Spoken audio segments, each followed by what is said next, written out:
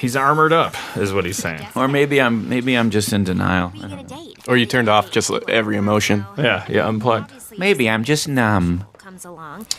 But I mean, All right, we are here for another amazing commentary track. I'm Justin Roiland. I'm Dan Harmon. I'm Kari Wahlgren. And I'm Tom Kauffman, writer. Kari's the voice of Jessica there you hear in the background, mumbling. Yeah, I probably should have said that. And No, then, you don't have to say that. and by the way, this is Trisha Lang, a newer season 3 introduction to the student body class, voiced by Cassie Steele. And she talks about docking immediately. She's very Tammy-esque. I think this is one of my favorite cold opens ever. Just like, for obvious reasons. I guess it kind of reminds me of what Simpsons. How the Simpsons was blowing our mind at the peak, because like you can't tell, like we started backwards from this is the episode where they go to therapy, and then we're like, why do they need to go, or not therapy, on vacation, why do they need to go on vacation, and then you go right backwards from that, and what you get is like a great it's just fun. Yeah, just fucking insane, not explained sci-fi mission. Yeah, and what sci-fi mission do you really have to explain? This is all so derivative, as are our favorite movies, and so it's just. I like, my favorite part is the hard cut to the ceremony, because that's when it starts to sink in, and then so like the laughter builds and builds, and the sound design on this is so quiet and just. And we spent a long time in this, like, refining, there's first passes where it's like, okay, no, we get it. Like, they're technically having a meltdown, but no, we really need to go beat by beat. It's like, one person's hand goes up to their head, one person gives a wail, both characters are Justin, so it's just kind of like, it's kind of like Gene Wilder and Richard Pryor in, like, a 70s movie, like, just the fun of, like, a sustained meltdown. Yeah. Morty, maybe I hate myself. I like that they're like on the same page. They like both went through some shit, and they're not arguing. They're like, "Oh my god." And you never see the meltdown like in the movies. You Yeah. never see just the oh my god, we almost died. I don't think we've ever seen Rick to this level. Yeah, well, my favorite part is Rick saying, I don't know, and he lists 3 things, and the third possibility is maybe I have a death wish and I just want to die, and overlapping with that, we made sure it overlaps with that. Morty's like, because that was the wish, that was the item on the list that he was hoping wasn't true, but that was his theory, because some things defy IQ. Morty had his theories. That's something. You were right. Best day spot in the galaxy. It's not even cruel either. And then, but if you faded in on this, maybe it's a shitty episode. Yeah, you're like, all right. This is how the Flintstones begins. Oh, hey Barney, it's fun bowling. Purifies your system. Yeah, we spent some time trying to, like we do with every alien location, just make this feel special, unique, different from what we've seen. Yeah, the origin of this story began at the very beginning of the season with the writers brainstorming, and like there was this concept called Shadow Morty. Enough. Oh, yeah. And that's Jesus what this Christ. became. Jeez, I really need to chill. Yeah, we started with just a concept of like, what if there was an evil version of Morty kind of haunting him and floating around near him? I think was like the genesis. And then we started talking about,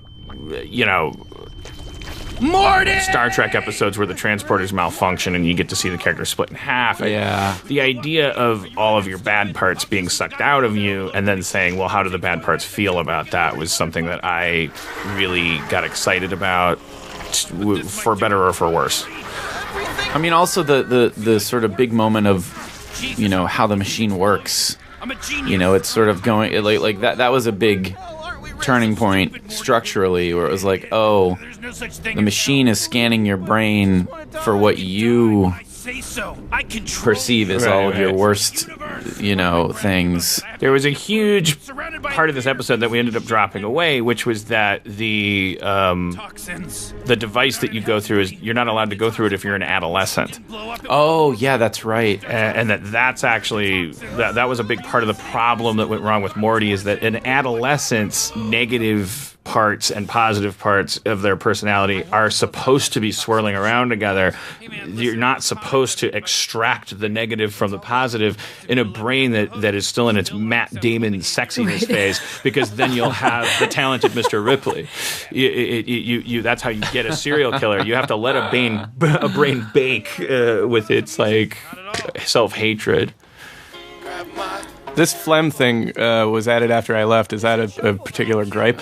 No. I mean, that was because I don't know if I want to commit this to fucking, the DVD, but whatever. My dad, my parents were visiting, and my dad does this thing where he'll kind of talk through his gargly phlegm, and it's like, I love my dad, and I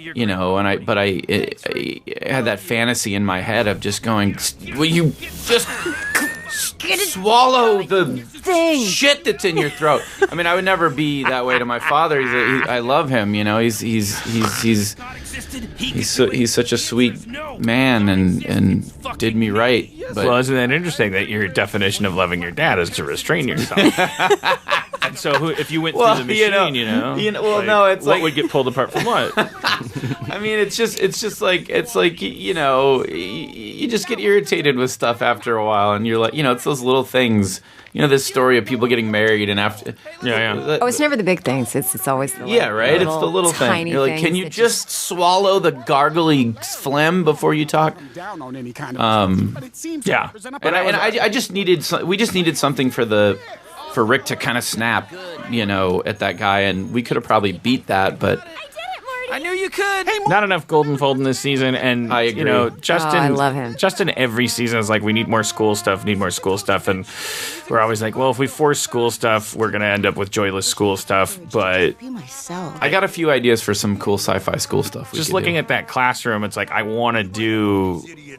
I mean, it's a terrible thing, but it's an actual, honestly, a real thing for kids to go on lockdown these days. Oh yeah. Whether it's drills or one of the school shootings that happens every other day, but that you could do a fun I just want to like doing an episode totally within the high school. Yeah, I think is a great idea. Getting to meet some of those Muppets. We got close to something like that. I mean, I have a really good pitch for the future, whenever that may be. I found a whole new genre online of like lockdown fiction or and lockdown true stories. Like kids these days, because their schools go on lockdown drills, that they exchange stories online. Fictional, fictional, not well. It's just, some of it's fiction based on, because when you go on lockdown, you're affecting an adolescent mind, and so their stories are based on what if this drill was real. And then there's real stories all the time of people. Yeah, of course. It's fucked up. Morty, but the toxic you know what? So is the world. Also, kids suck, so maybe they deserve it. Sounds like he's in a He's just joking. Come on, can't you take a joke? Well, no, they can't. That's why they deserve it. But then again, that's because they've been deprived of arts education. But don't stop watching Rick and Morty, kids. And be careful what you post online. It'll stay with you forever. I was toxic. Now I'm detoxed. And so yeah, this is where Morty starts to show that he's kind of a little Tom Cruise. We had a lot of conversation about this. Justin goes in, he does like records, and then it's like you never know when to tell Justin to put his heart into a record, because you're going to end up re-recording everything. And when to tell him to go for it, because the nuance needs to be there. This one was. It took a couple passes, because it was like just a coffee cup for you. You're legit. So it was a big bet. Like, we were betting on the idea that watching Morty have Tom Cruise personality was going to be in itself worthy of a sci-fi show's A story. And there were times when I was like, we broke the show. We fucked up. like, we're doing an episode about Morty going to dinner. But then Justin did a pass, like, and this scene is as amazing to me as a scene about the president fighting a fucking worm monster. You know, it's like, it's as fun to watch. Yeah, the direction in this scene is great. Like Morty's mannerisms, fantastic. Yeah, he's insanely different here. I mean, you just like, who the fuck is this kid? Well, It's too bad Anthony Chun isn't here to get all his props. Wait, was this a? Yes. I think I've been on this. Oh yeah, date. that's right. I This think is I've a Chun been episode. literally on this. date. Why is? Wait, for real, Kari? real, You've like, had a date just like this where- with a guy who seems to be like on piles of coke? A little just bit, and you know, just not a word in edgewise. Yeah. I love when he slams out the an table and he goes, "We existential- got an idiot! We got an idiot over here!" And that split second where you think he's talking about her. Yeah, and it's just like, oh my god, I fucking love that. You know what? Because it's a perfect example of like why it's jarring to be with a person. It doesn't matter what their intentions are. It's like, oh, your mannerisms. You're taking me on a roller coaster ride where I think you're about to punch me. yeah. I think you'd get bored with me. Exactly. I've been this guy. Oh my. I am arguably this guy on every commentary track on this DVD. Oh no. Gonna eat some crudite. Is this organic? All right. Evening. That aggression, that aggressively letting you yourself know. Your money's no good. It doesn't matter. It's cool. It's cool. I went through a phase of dating like for 2 years where I was like, Does it matter? I was like, I'm a serial monogamist. I need to date all the time. And so I went on all these dates. I was just ravenously hitting on women online and like anybody that wanted to, we're going on a date. And then it was like this energy of like, yeah, no, it doesn't matter. It doesn't matter. Like a really positive, like you Well, it's like car sales, you know? It's just like, Hey, it's all good. It's all good. but it's also you're selling Hey, no yourself worries. on the Yeah. idea that what you're doing isn't like Weird risky or to yourself. That you're going like, no, it's cool. Like if you were going bungee jumping, but you were terrified of bungee jumping, and so you were just like, no, it's cool. It's an elastic rope. Look, I mean, it's designed to stretch. And you're just like, are you scared of bungee jumping? Why do you keep doing it? I wonder if anyone ever questions what's this girl's name again that he's with right now? I don't remember, but she's a child molester. Well, I mean, she's Yes, Right? Technically, I mean, yes. she's got to be what? How old did she say she was? Did she? She was drinking at the bar, so unless it's a fake ID. 22, 23. We wrote it in there. Tom is so excited. She's definitely I'm equal parts horrified. she's definitely dabbling in illegal dipping her acts. toes in the kiddie pool. Yeah. Tom, give us a perspective on what it's like to be a writer on Rick and Morty on an episode that goes through 900,000 rewrites and rebreaks. Oh boy, in soundbite form, Jesus. It's cool. It's this one wasn't as baked when I had to go out to outline or out to script as literally any other script I had written for the show. So it was like. It was a little frustrating because, like, you sort of see the car crash coming, but it's like we were just in that mode where we had to go, and, like, do it, and... Because you adopt this philosophy of, like, let's stay on schedule, that's what Yeah. we're doing wrong. And then, but unfortunately, that involves going to outline, for instance, and yeah, like, you saw it coming. You're like, this outline ain't I wrote the first draft with we hadn't beaten out the second act, and it had no B story, and I think the directive was like, oh, just finish it. You'll figure it out. So it wasn't a surprise to me when we got to when you guys read it at the table read, and we were like, huh, I could talk for an hour about that. Yeah. I mean, we had something. We knew that it was just. You know, we had Jessica really heavily involved at one point, and she was even in this section here. She was in the tank. She was in pulled the into tank, and it was sort of, but then all these logic questions. yeah, this thing happened popping where up. there was a split. Jessica got split too. Yeah. Yes, Yeah. And Jessica Yes. got split into a codependent. So you Like, actually, so she had the dark side and the really, really. and you're saying weird- because you actually recorded. Yeah. Yeah. Actually, when it finally aired, I was watching it. I was like, man, this is totally different. These than guys what make me we- work a lot. Hey, by the way, I fucking love this moment in the episode. This was one of the moments that I felt really Yeah, I was going to say the same thing. Is that this? Well, I remember you and I jumping up and down and getting excited. It's like there's always these it's like going through a yearbook and going like, oh, I was so unhappy here, but then you and I were on the same page here, which is like, oh wait, what are we doing? We've got a toxic Rick that is now going to fight regular Rick. They both know everything in that home, and we got so excited. So, and again, it's not entirely board driven. That was more of an example of us getting excited about concepts. Like, what shit does Rick have planted around the house, and what does he consider a grenade? Like it's always more complicated than just brass knuckles. It's such a great thing to see them do that because they both know what each one's doing. The audience doesn't. You know what I mean? Like Gunk Rick is like, don't do it, don't do it, and like regular Rick is like, but the audience is going, don't do what the fuck, and then you sort of piece it all together as it. Yeah, and then you see the one hurrying to hurry up and do this thing, and you don't even have to entirely get it. It reminds me of the No Country for Old Men scene when he's like blowing the gun dry before the dog like swims up, and like that tension. I think the lowest part of breaking this story was what happens next. Like I have this tendency to need the third act to be profound. Like it's supposed to blow your mind. Yeah. And this idea that they could just, what are they going to do? They're going to go to a tower? Also, a moon tower, something that half of us had never heard of, or maybe only one of us had heard of. There's 18 that still exist in the United States. That makes me laugh for some reason, but it's just so weird what you think matters and what you think doesn't matter, and that's why I love a line that I did not write. I don't know if Tom wrote it. I don't know if Ridley or Guterman wrote it. Like as toward the end when he switches the thing back and he goes, "God damn it, I overthink things when I'm angry." I thought you wrote that about yourself. I thought that was one of those like, I'm mad, but I'm putting myself into the character. I wasn't self-aware enough about this episode to write that at that time.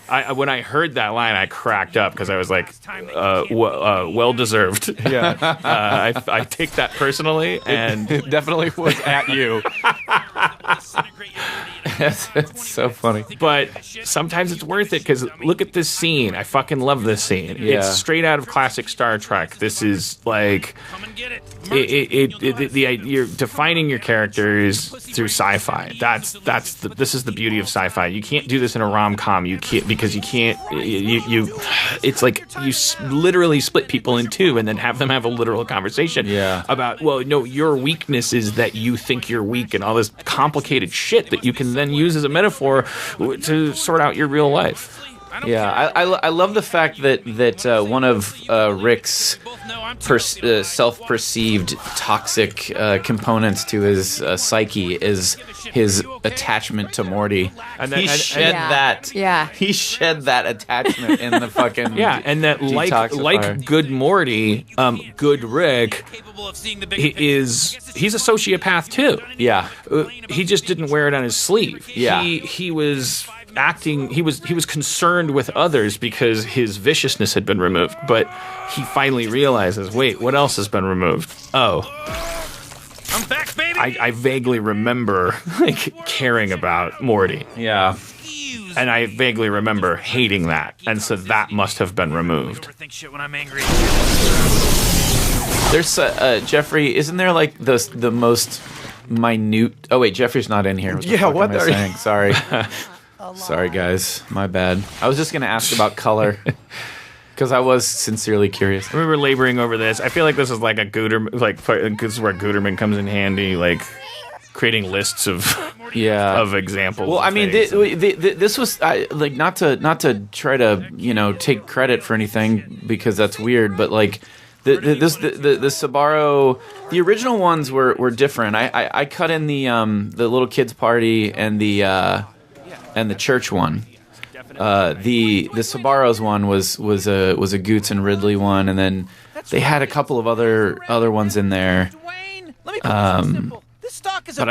I really wanted to do that church one and then that kids party one. I don't know why. I just felt like it was. It's very Lord of the Flies. Yeah, and I just had a good A/B for him. It was like there's a somewhat complicated thing coming up that or rather not coming up because we removed it, which was there was a thing like Morty's going to be chopping carrots in his New York penthouse apartment. And the idea is that he's chopping the carrots and he starts to chop them like a psycho. He starts mashing them up. And that it was supposed to be linked to the crudité that Jessica ordered on their date, that it's linked to her. But we ended up wiping it all out. Like there's no real link there because it was confusing to people. They didn't. But the idea was that Morty, as a healthy version of Morty, the paradox of health is that as a healthy person, if a girl says, I'm not interested, you have to be fine with that. And that, therefore, healthy Morty is psychotic. He lives in a world where it's fine that Jessica doesn't like him. And so what do? It's like he starts like destroying his carrots, and that's when Jessica calls. And that's also why I don't know if this is clear to people, but he deliberately left, or not deliberately, he unconsciously left his phone off. Yeah. I don't know if people get that. I'm fine with him. But when he's like, oh yeah, how about that? Like we have ways of undercutting ourselves, putting ourselves on the path of self-destruction because we may be healthy, but our health has like fucked up shit built into it that we need to destroy ourselves in order to recorrect. It's hilarious stuff, kids. Love that Szechuan sauce. Also hilarious, second child molester. Huh? Oh, look, a lot of people are going to fuck a 14-year-old kid in this show, and that's just part of the narrative. You know, he's 14. He's never going to be 15, let alone 18. He'll always be 14. He's going to keep growing. We sort of treat Morty like he's an adult, and it feels like it's getting a little easier to do. Sydney, you can mark the out point on what you have to extract from the conversation. This is just Wonder Years ending. Good to have you back. We should have should have tried to get that Wonder Years song. Classic Wonder Years. Classic Wonder Years. Oh, it's a Terry Fold song. Yeah. Oh my god! Fucking Terry Folds. Justin comes in and eclipses the entire episode with his release of Terry Folds. There's that moment when they just get detox, and I knew I wanted some weird alien song on the radio for that. Yeah, and I want people to know like it's part of the production process. Like that was like a week before airing. I know. Yeah. It was like that was there was a placeholder song on the radio, and then Justin drops Terry Folds, and it was like platinum. We hit the fucking Billboard charts. I was jealous. We got like to 38 on the Billboard rock charts. Oh my god! He's like, "What the fuck?" People were like, "Tom, how'd you write Terry Folds? It's amazing." It was Aussie and Chloe. I mean, I spent 30 minutes worth of time on that song, just spitting nonsense lyrics. So great. Good episode. See you next episode.